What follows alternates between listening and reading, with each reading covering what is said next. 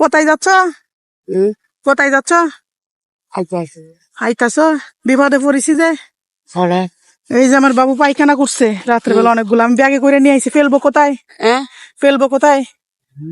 হ্যাঁ, এখানে ফেলি? হ্যাঁ, এখানে ফেলবো?